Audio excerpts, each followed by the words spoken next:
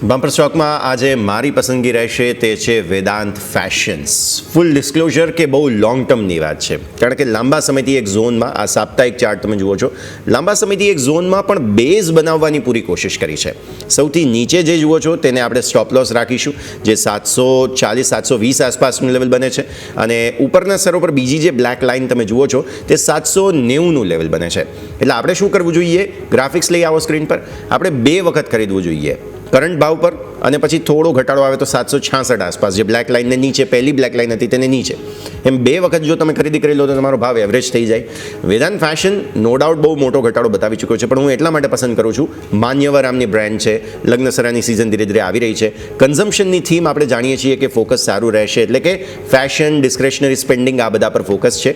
અત્યાર સુધી cells growth સુધર્યો નથી, પણ હવે એવી આશા રાખીએ કે સેલ્સ ગ્રોથ ફરી એકવાર સુધરશે, તો વેદાંત ફેશન આપણે આજે ધ્યાન પર રાખી રહ્યા છીએ. હું ટાર્ગેટ એન્ટિસિપેટ કરું છું. ઓલરેડી જે ઉપરના સ્તરો પર લગભગ 1130 આસપાસ એક બહુ મોટો ગેપ હતો તે ચાર્ટ્સ પર, એ ગેપ ફિલ કરવા કદાચ હવે માર્કેટ્સ આગળ વધવાની કોશિશ કરે. ગેપ કરતાં એમ કહેવું જોઈએ, મોટી કેન્ડલ છે જેને એટલીસ્ટ બ્રેકઆઉટ બતાવવું હોય તો ત્યાં સુધી જવું પડે, એટલે 1130, અને લોંગ ટર્મના ટાર્ગેટ્સ પછી 1445, જે ઓલમોસ્ટ 52 વીક હાઈને નજીક બન્યા છે, કેમ કે 1450થી 3 વખત લિસ્ટિંગ બાદથી અત્યાર સુધીમાં રિજેક્શન આવ્યું છે. સો આ તમે ધ્યાન પર રાખો, લોંગ ટર્મ વ્યૂ સાથે વેદાંત ફેશન ફોકસમાં. યોમિક, આપની પસંદગી. જે બિલકુલ મારા તરફથી આજના દિવસે રહેશે છે ક્રાફ્ટ્સમેન ઓટોમેશન. હવે આપણે આ શોર્ટ ટર્મ અને લોંગ ટર્મ બંને રીતે આપણે અહીંથી વાત કરીશું. સૌથી પહેલાં તમે ચાર્ટ નજર કરીએ, ત્યાં તમને એક હેડ એન્ડ શોલ્ડર પેટર્ન અહીંથી બનતી જોવા મળી છે, અને એનું તમને ફાઇનલી તમે જુઓ તો બ્રેકઆઉટ તમને આવી જ ગયું છે. એ રીતના આપણને અહીંથી આ વીકલી ચાર્ટ આપણને જોવા મળી રહ્યો છે.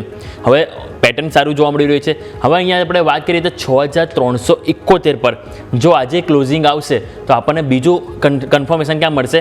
વીકલી ચાર્ટમાં ઇનસાઇડ બારનું પણ બ્રેકઆઉટ આપણને જોવા મળશે.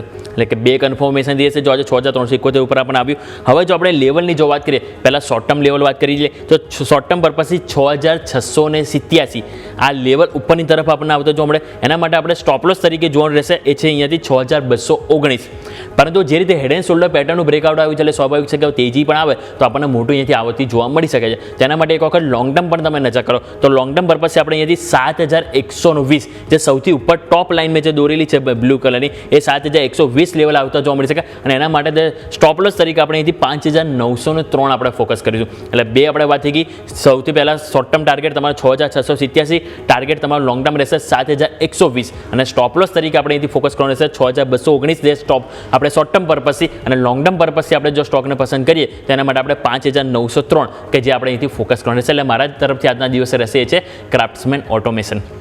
ઓકે, સો ક્રાફ્ટ્સમેન ઓટોમેશન બહુ ઇન્ટરેસ્ટિંગ સ્ટોક છે કે જેને ત્યારે ધ્યાન પર રાખવાનું રહેશે. અને સાથે સાથે વેદાંત ફેશન્સ એટલે કે માન્યવર જે કોડ છે બંને પર નજર.